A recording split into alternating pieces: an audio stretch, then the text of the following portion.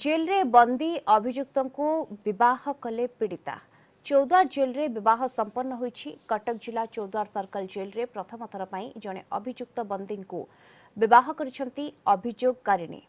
गुरुड़ी झाटिया अंचल राकेश सिंह सही अंचल जने नाबालिका प्रेम मध्य प्रेम संपर्क गढ़ी उठिथिला। नाबालिका गर्भवती हेबा जणा पड़िबा परे पीड़िता परिवार लोक गाँ मुरबी आलोचना करी मंजू को बाहा हेबाकु राकेश कहिथिला।